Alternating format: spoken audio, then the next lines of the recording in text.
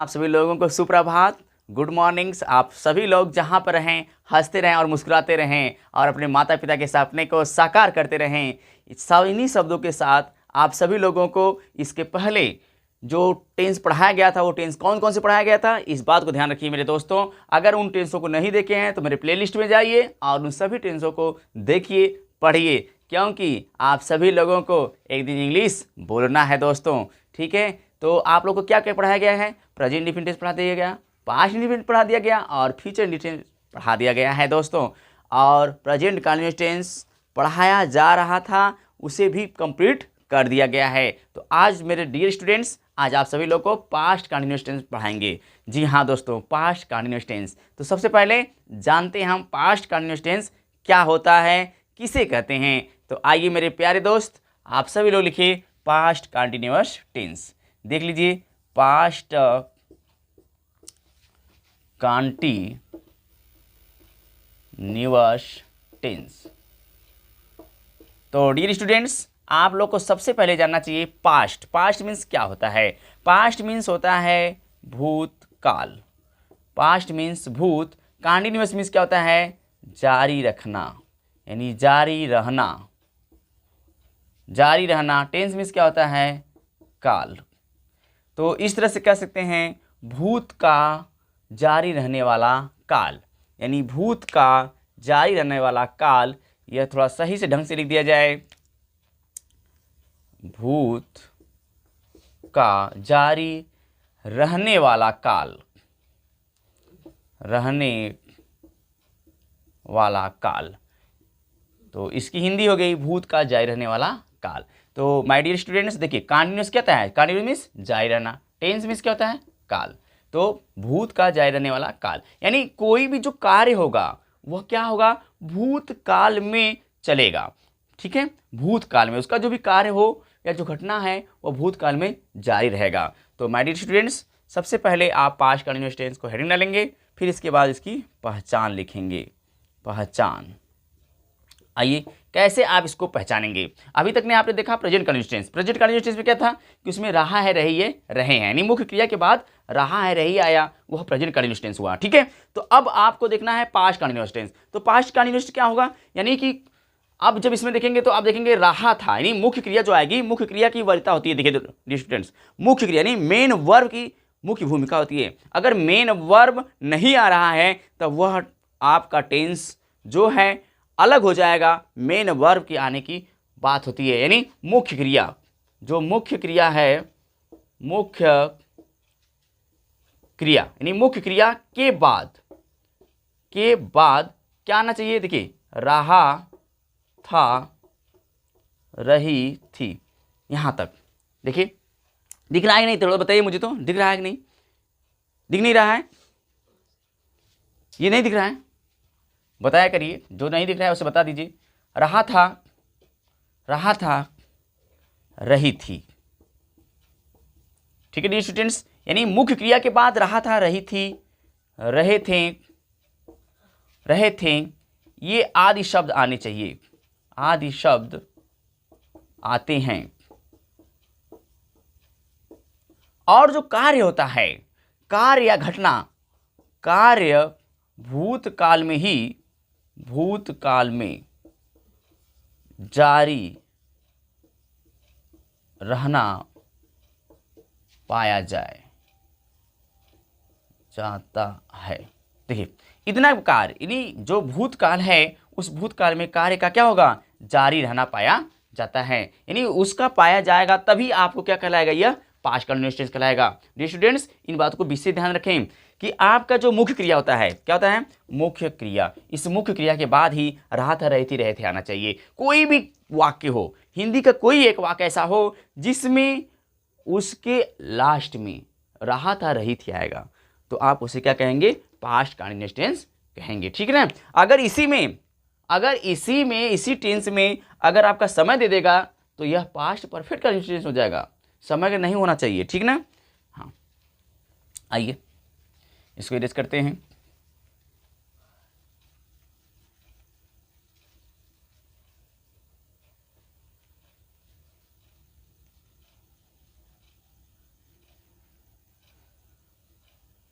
देखिए, फिर आप लोग हेडिंग डालेंगे affirmative sentence. Affirmative sentence number 1, affirmative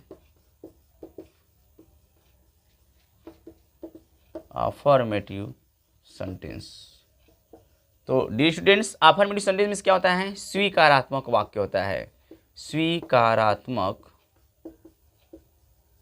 वाक्य, यानी आप इसे स्वीकार करते हैं। किसी कार्य या घटना को जब स्वीकार किया जाता है तो इसे स्वीकारात्मक वाक्य कहा जाता है, ठीक है ना। अगर वही किसी कार्य घटना को स्वीकार नहीं किया जाएगा तो उसे क्या कहा जाएगा? नकारात्मक वाक्य कहा जाएगा। तो इन्हें ध्यान रखेंगे आप लोग। देखिए, गर्मी लग रही है माय डियर स्टूडेंट्स।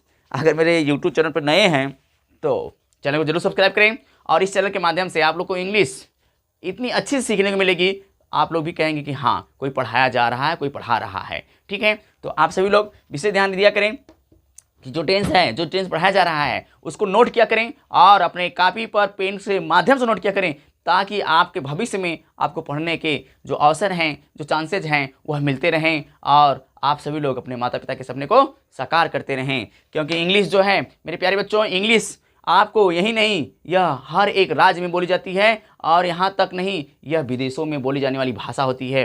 तो इसीलिए आप सभी लोग इसे विधिवत रूप से पढ़ा करें और समझा करें, ताकि आपका जो इंग्लिश चार्मिंग है वह रिफॉर्म होता रहे, ठीक है डियर स्टूडेंट्स। तो देखिए, थोड़ी गर्मी है, और इस गर्मी में हम पढ़ा रहे हैं आप लोगों को, तो आप लोग मेहनत मेरा बस एक ही करिए, लाइक करिए और शेयर जरूर किया करिए। देखेंगे इसका रूल क्या होता है डियर स्टूडेंट्स। सबसे पहले आप लोग रूल नोट करें।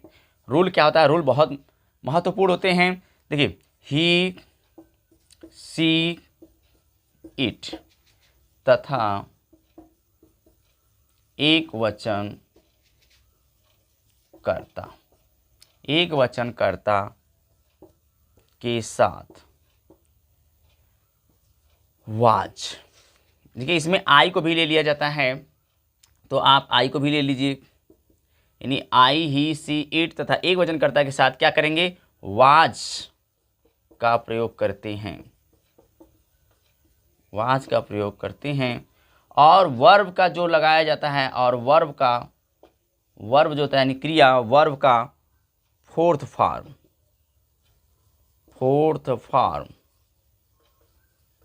का प्रयोग किया जाता है। तो माय डियर स्टूडेंट्स, जो वर्ब का फोर्थ फॉर्म होता है, यानी वर्ब में आईएनजी, वर्ब में आईएनजी लगाने वाले फॉर्म को वर्ब का फोर्थ फॉर्म कहते हैं, ठीक है। इसका फार्मूला नोट करें। फार्मूला, यही सबसे पहले आप सब्जेक्ट लिखेंगे, फिर आप क्या लिखेंगे? वाज लिखेंगे, फिर वर्ब का फोर्थ फॉर्म यानी आईएनजी वाला फॉर्म, और उसके बाद ऑब्जेक्ट राइट करेंगे, ठीक है। इतना आप सभी लोग राइट करें। राइट कर लिए होंगे। चलिए आइए इरेज कर देते हैं। देखिए, हमेशा जो है सीखने के लिए मूड होना चाहिए। ये नहीं कि आप सीखे नहीं और सिर्फ और सिर्फ वीडियो देख करके आप उसको आगे बढ़ा दें। तो मेरे डियर स्टूडेंट्स, आप लोग सीखिए, और इसको जो है अपने पेन कापी ले करके नोट डाउन जरूर किया करें। पेन कापी पर नोट डाउन जब करेंगे तो आपका जो फ्यूचर है उसमें आप इसे पढ़ सकते हैं, ठीक है। आगे आइए, एग्जाम्पल देखिए। एग्जाम्पल जैसे, वह अपनी पुस्तक पढ़ रही थी। देखिए, वह अपनी पुस्तक क्या कर रही थी? पढ़ रही थी। आपने देखा यहाँ रही थी आया है, तो वह जो है क्या होगा? यह वह जो है आपका फेमिनिन जेंडर हो जाएगा, फेमिनिन जेंडर। तो अगर मैं फेमिनिन जेंडर वह हो रहा है, अगर मैं प्रोनाउन की बात करूं तो यह थर्ड पर्सन का प्रोनाउन है। किसका प्रोनाउन है? थर्ड पर्सन का सिंगुलर प्रोनाउन फेमिनिन जेंडर का होगा। क्यों? क्योंकि यहाँ रही थी है, तो यह जो है वो क्या हो जाएगा? सी हो जाएगा, यानी सी के साथ क्या लगेंगे? वाज। पढ़ना का क्या होता है? रीड में आएंगे लगाएंगे, यानी फोर्थ फॉर्म बनाएंगे, रीडिंग हो जाएगा। अपनी है और यहाँ पुस्तक है, तो अपनी का अंग्रेजी क्या लिखेंगे? हर लिखेंगे। क्यों? क्योंकि यहाँ सी है। सी का जो पोजीशन होता है वो हर होता है। पुस्तक के अंग्रेजी क्या हो जाएगा? बुक हो जाएगा। और दूसरा लिखेंगे डी स्टूडेंट्स, मैं तुम्हें पढ़ा रहा था। तो मैं तुम्हें पढ़ा रहा था, मैं है तो आई हो जाएगा। आई के साथ क्या लगाएंगे? वाई लगाएंगे। पढ़ाना का अंग्रेजी क्या होता है? टीच होता है, टीच में आज लगाएंगे टीचिंग हो जाएगा, तुम्हें यानी ऑब्जेक्टिव केस में क्या हो जाएगा, यू हो जाएगा। तो इतना आप लोग नोट डाउन करें, ठीक है। देखिए इसके बाद रूल नंबर 2 क्या होता है इसमें, यानी प्लूरल फॉर्म होते हैं जो हैं उसके साथ क्या लगाएंगे उसे नोट डाउन करेंगे, लिखेंगे रूल नंबर 2। यहाँ तक दिख रहा है, थोड़ा बताइए आप मुझे। यू, वी, दे तथा बहुवचन, कौन सा वचन, बहुवचन, जो कर्ता होता है बहुवचन कर्ता के साथ किसका प्रयोग करते हैं, वर का प्रयोग किया जाता है डियर स्टूडेंट्स, वर का प्रयोग करते हैं। देखिए आप देख रहे हैं यू है, यू की कौन सा प्रोनाउन है, सेकंड पर्सन का प्रोनाउन है स्टूडेंट्स, यू सेकंड पर्सन का प्रोनाउन है वो है प्लूरल। वी जो है फर्स्ट पर्सन का प्रोनाउन क्या है, प्लूरल है। दे जो है थर्ड पर्सन का प्रोनाउन है, प्लूरल है। और कोई बहुवचन का कर्ता आएगा तो उसके साथ किसका प्रयोग किया जाएगा, वर का प्रयोग किया जाएगा। ये सब दिख रहा है ना, हाँ बिल्कुल दिखना चाहिए आप लोगों को। अगर नहीं दिखे, अगर कोई भी दिक्कत हो, कोई भी प्रॉब्लम हो तो आप लोग कमेंट के माध्यम से जरूर बताएं मुझे, ठीक है। आइए देखिए इसका जो फार्मूला नोट करेंगे, तो सबसे पहले आप सब्जेक्ट लिखेंगे, सब्जेक्ट के अकॉर्डिंग से आपका क्या लगेगा, वर लगेगा। फिर आप जो है वर्ब लिखेंगे, वर्ब का जो है फोर्थ फॉर्म, फिर इसके बाद ऑब्जेक्ट लिखा जाएगा, ठीक है। आइए जैसे लिखेंगे, वे लोग अपनी गाय बेच रहे थे। आइए देखिए कैसे ट्रांसलेट करेंगे। सबसे पहले ध्यान देना है, वे लोग क्या है, सब्जेक्ट है। फिर इसके बाद बेच रहे थे क्या है, देखिए रहे थे कि इसकी अंग्रेजी लिखी जाएगी, फिर इसमें बेचना की अंग्रेजी लिखी जाएगी, तीसरा नंबर इसे कर लेते हैं। फिर अपनी गाय की अंग्रेजी नंबर चौथा। देखिए माय डियर स्टूडेंट्स, सबसे पहले अगर आपको इस तरह ना समझ में आए तो नंबरिंग कर लीजिए, उसके बाद आप इसका ट्रांसलेट कर सकते हैं। भली बात ही वे लोग हैं तो वे लोग के पहला लिखे हैं तो क्या वे लोग का अंग्रेजी हो जाएगा, दे हो जाएगा। दे रहे थे आया है, दे के अकॉर्डिंग्स आप क्या यहाँ लगाएंगे, वर लगाएंगे, ठीक है। फिर बेचना का अंग्रेजी क्या होता है, सेल होता है। सेल में अंग्रेजी लगाने क्या हो जाएगा, सेलिंग हो जाएगा। अपनी, और अपनी देखिए आ गया, अब अपनी की अंग्रेजी इस दे के अनुसार लगाना है तो क्या हो जाएगा, दियर हो जाएगा डी स्टूडेंट्स। तो गाय की अंग्रेजी क्या हो जाएगा, काऊ हो जाएगा। गाय रहता तब प्लूरल हो जाता, तो दियर काऊ, ठीक है। वे लोग अपनी गाय क्या कर रहे हैं, बेच रहे हैं। नहीं दिख रहा है क्या, कहाँ तक नहीं दिख रहा है, ये दियर काऊ नहीं दिख रहा है, ओके। तो इस दियर काऊ को हम यहाँ में लिख देते हैं, यहाँ दिख रहा है, चलिए ठीक है। ये सब दिख रहा है, ये भी नहीं दिख रहा है, दियर काऊ नहीं दिख रहा है, वाह चलो। तो सेलिंग दियर काऊ ये दिख रहा है, ओके ठीक है, इरेज कर लेते हैं।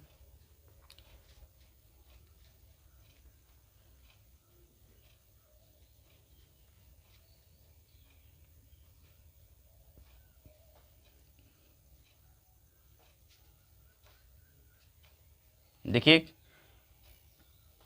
मेरे प्यारे बच्चों, जिन बच्चों ने मेरा चैनल सब्सक्राइब किया है उन सभी बच्चों को मैं बिल्कुल धन्यवाद देना चाहता हूं, और उन बच्चों को बताना चाहता हूं कि मेरे प्यारे बच्चों आप लोग मेरे यूट्यूब चैनल पर बने रहिए, और अगर आपको प्रॉब्लम क्रिएट होती है तो आप लोग ज़रूर बताइए। और मैं बता देता हूँ आप लोग को, दावे के साथ कर रहा हूँ, आप लोग को टेंस जो भी पढ़ाया जा रहा है उसे हम सिखा के रहेंगे और सिखा के ही रहेंगे। और आप लोग बिल्कुल हंसते और मुस्कुराते हुए पढ़ाई करिए, क्योंकि हंसते और मुस्कुराते हुए जब पढ़ाई करेंगे तब आप लोग का जो प्रॉब्लम है वह सॉल्व हो जाएगा, नहीं अदरवाइज वो क्या बनता है, एक बोझ बन जाएगा मेरे प्यारे बच्चों। तो बोझ मत बनाइए, स्टडी कोई बोझ नहीं होती है, क्योंकि स्टडी जो है अगर आप स्टडी करेंगे नहीं तो आपका जो जीवन है ना वो निखरने वाला नहीं है। इसलिए ध्यान रखिए, स्टडी कोई बोझ नहीं होती है मेरे प्यारे बच्चों। मेहनत करिए, मेहनत अगर करेंगे तभी जाकर के आपको सफलता मिलने वाली है। अगर आप मेहनत नहीं करते हैं तो सफलता नहीं मिलती है। तो सफलता पाने के लिए मेहनत तो जरूर करना पड़ेगा, और मेहनत ऐसे करिए कि आपके पड़ोसी भी जान न पाए कि नहीं कोई कुछ कर रहा है। समझ रहे हैं ना दोस्तों। तो ढंग से पढ़िए और अपने माता पिता के सपनों को साकार करिए। आइए आप लोग को निगेटिव सेंटेंस पढ़ाते हैं। देखिए निगेटिव सेंटेंस कैसे क्या होता है, नंबर बी डालेंगे heading, number B negative sentence. Negative sentence, negative sentence में क्या होता है स्टूडेंट्स, नकारात्मक वाक्य।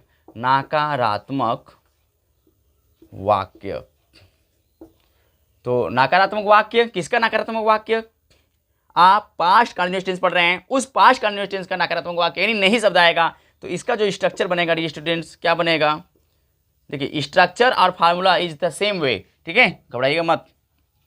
यानी सबसे पहले सब्जेक्ट लिखोगे, सब्जेक्ट के अकॉर्डिंग से आप वाज या वर लिखोगे।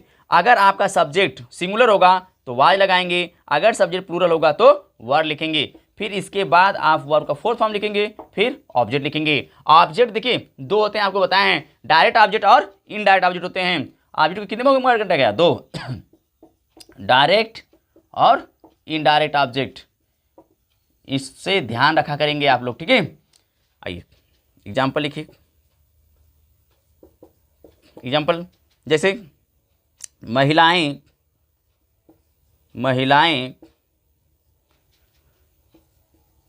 सुबह में अपना कार्य नहीं कर रही हैं। देखिए यह सेंटेंस हो गया, आपको मिल गया, यह एक वाक्य मिल गया पूरी तरह से, ठीक है। और इस वाक्य को देख करके आप घबरा जाएंगे, अरे तो बड़ा वाक्य हो गया, कैसे हम करेंगे इसको? तो घबराना नहीं है, किसी भी वाक्य को देखकर घबराना नहीं है। कैसे ट्रांसलेट करेंगे? जैसे महिलाएं हैं, महिलाएं का अंग्रेजी क्या होता है? लेडी होता है, लेडी। अब इसको प्लूरल कर लेंगे तो लेडीज हो जाएगा। क्योंकि देखिए होता क्या है थोड़ा ध्यान दीजिए पहले। देखिए जैसे आप महिलाएं के जो अंग्रेजी लिखेंगे तो लेडी होता है, ठीक। अब यहाँ महिलाएं यानी प्लूरल आया हुआ है, तो इसको प्लूरल बनाने के क्या करते हैं? वाई को हटा देते हैं, वाई को हटा करके IES लगाते हैं, ये हो गया क्या? लेडीज। अब सभी बात कर रहा है तो यहाँ क्या लगा देंगे? द लगा देंगे, ठीक। यानी द लेडीज कर रही हैं, यानी प्लूरल सब्जेक्ट आ गया, तो आप यहाँ क्या लिखेंगे? देखिए सॉरी बच्चों, यहाँ रही हैं, आपको प्रेजेंट कंटिन्यूस दिया गया था, रही थी होना चाहिए। पास्ट कंटिन्यूस है ना, पास्ट कंटिन्यूस का पढ़ रहे हैं आप, तो इन बातों को ध्यान रखें। तो यहाँ क्या हो जाएगा? वर हो जाएगा। फिर उसके बाद नहीं आएगा तो नॉट लिख दिए। फिर कर रही यानी अपना कार्य कर रही, करना क्या होता है? डू होता है, डू में लगा क्या हो जाएगा? डूइंग हो जाएगा। अपना यानी पोजीशन है, महिलाएं हैं तो क्या हो जाएगा? हर हो जाएगा, ठीक। कार्य का अंग्रेजी वर्क लिखेंगे, ये दिख रहा है नहीं? आइए इधर लिख देते हैं, हर वर्क, ठीक है। मे का अंग्रेजी इन, सुबह है तो द मॉर्निंग, ओके। इस तरह से ट्रांसलेशन बनाएंगे, घबराइना नहीं है। सबसे पहले सब्जेक्ट लिखने के बाद आप लिखेंगे हेल्पिंग वर्ब, फिर उसके बाद नहीं आया तो नॉट, फिर उसके बाद मेन वर्ब, फिर उसके बाद अगर आपका ऑब्जेक्ट आया है ऑब्जेक्ट, फिर उसके बाद जो है कम्प्लीमेंट आता है तो कम्प्लीमेंट को लिख लेंगे, कोई प्रॉब्लम नहीं होगा डियर स्टूडेंट्स, ठीक है। आइए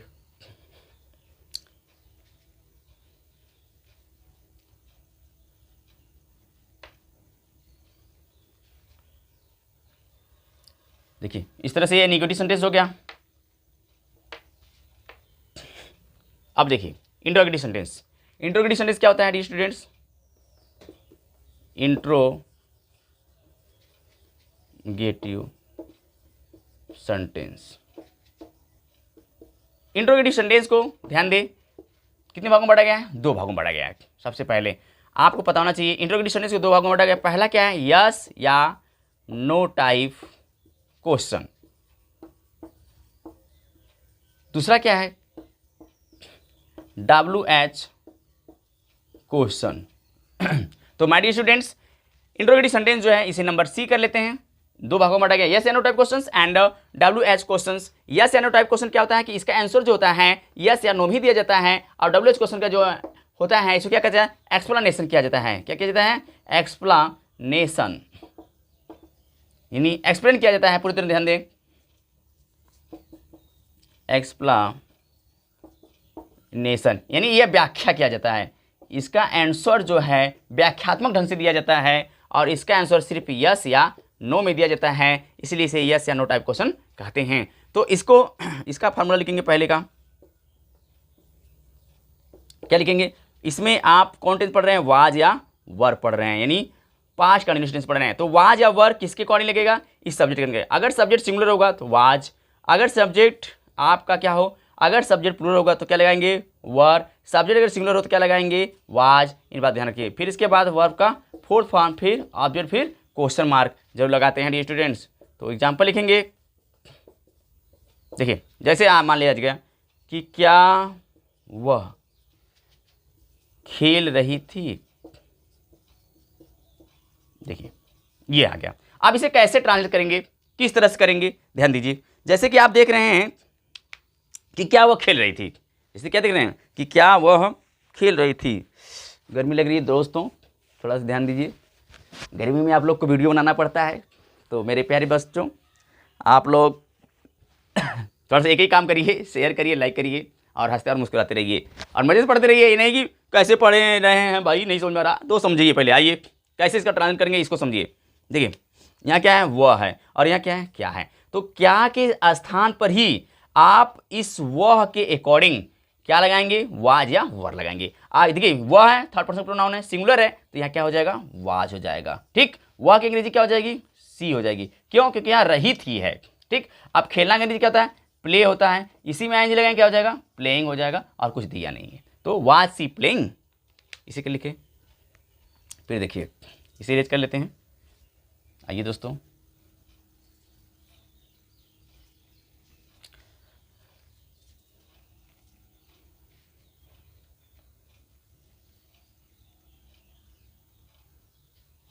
देखिए एक एग्जाम्पल और ले लें। क्या मोहन अपना कार्य कर रहा है। देखिए यहाँ पर है क्या, मोहन, और यहाँ पर क्या पूछ रहा है, क्वेश्चंस। ठीक, तो इस मोहन यानी मोहन आपका क्या है, सिंगुलर थर्ड पर्सन का प्रोनाउन है। तो इस मोहन के अकॉर्डिंग इस क्या के स्थान पे आप क्या लगाएंगे, वाज लिखेंगे। फिर मोहन की अंग्रेजी हो जाएगी ये मोहन। फिर देखिए करना यानी कर रहे हैं, डू में लगेगा क्या हो जाएगा, डूइंग। अपना कार्य, तो इस मोहन यानी मोहन का जो पोजीशन है अपना है, तो क्या लग जाएगा डी स्टूडेंट्स, हिज लग जाएगा। क्या, हिज। कार्य का अंग्रेजी क्या हो जाएगा, वर्क हो जाएगा। ठीक है, यानी was Mohan doing his work, फिर क्वेश्चन मार्क जरूर लगाइए। आइए इसके बाद आप लोग ध्यान दें कि दो WH क्वेश्चंस का फार्मूला है, यानी WH क्वेश्चंस। सबसे पहले ध्यान देना है, WH क्वेश्चंस जो आते हैं उसे आप यहाँ राइट करेंगे। WH क्वेश्चन के अंतर्गत क्या आते हैं, वाई, वेन, वेयर, हाउ, हूँ, ये सब जो क्वेश्चन होते हैं, यानी वाई, वेयर, वाट, वेन, ठीक है, हाउ, ये जो होते हैं क्वेश्चन वर्ड होते हैं, इसे आप सबसे पहले यहाँ राइट करेंगे। फिर इसके बाद आप क्या लिखेंगे, वाज या वर को लिखेंगे, किसके अकॉर्डिंग, सब्जेक्ट के अकॉर्डिंग। यानी subject singular was, subject plural were, ये लगाया जाता है डी स्टूडेंट्स। इसे फार्मूला नंबर 2 कर लीजिए, subject singular was, subject plural were. फिर इसके बाद आप वर्ब का फोर्थ फॉर्म लिखेंगे, फिर ऑब्जेक्ट, फिर क्वेश्चन मार्क लगाएंगे। आइए एग्जाम्पल देखिए, जैसे वह उसे क्यों पढ़ा रहा था। देखिए वह उसे क्यों पढ़ा रहा था, अब पढ़ा रहा था कब भाई, पास्ट कंटिन्यूअस टेंस, जो कार्य है वो बीत गया है, पढ़ाने का जो कार्य है वो क्या है, बीत गया है। यहाँ देखिए क्या है, क्यों आया, पढ़ा रहा था, तो क्यों का अंग्रेजी सबसे पहले लिखेंगे, क्या हो जाएगा दोस्तों, वाई हो जाएगा। यहाँ वह है तो वह के अकॉर्डिंग यहाँ क्या हो जाएगा, वाज हो जाएगा। अब यहाँ वह कौन है, पुलिंग है, क्यों, क्योंकि यहाँ रहा था यानी अकारांत आया है, तो यहाँ हो जाएगा ही। पढ़ाना का अंग्रेजी क्या हो जाए, टीच होता है दोस्तों, टीच में आएंगे लगेंगे, क्या हो जाएगा, टीचिंग। उसे ऑब्जेक्टिव केस है तो क्या हो जाएगा, हिम हो जाएगा। इन बात ध्यान रखिएगा। ठीक है, एक एग्जांपल और लिखिए, हम लोग कहाँ जा रहे थे। देखिए अब आपका बीच में क्या आया, कहाँ, कहाँ है क्या, क्वेश्चन वर्ड, तो कहाँ के अंग्रेजी सबसे पहले लिखेंगे, क्या लिखेंगे, वेयर। अब इसके बाद सब्जेक्ट क्या है, हम लोग हैं, प्लूरल है, तो यहाँ क्या हो जाएगा, वर हो जाएगा। फिर सब्जेक्ट के अंग्रेजी लिखेंगे, क्या हो जाएगा, वी। जाना के अंग्रेजी क्या होता है, गो, गो में आएंगे लगाएंगे, क्या हो जाएगा, गोइंग। ये सब दिख रहा है ना, बिल्कुल साफ शब्दों में। ठीक है, आइए अब आप लोग को इस टेंस का नेगेटिव और इंट्रोगेटिव सेंटेंस पढ़ा देते हैं। देखिए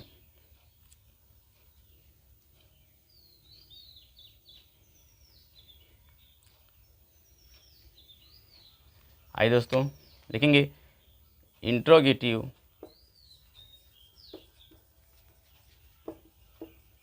प्लस नेगेटिव सेंटेंस, यानी टेंस आज जो है खत्म हो जाएगा dear students, past continuous tense. ठीक है, इसका जो स्ट्रक्चर बनेगा, क्या बनेगा, इसका जो स्ट्रक्चर बनेगा, सबसे पहले आप लोग क्या लिखेंगे, वाज या वर को लिखेंगे।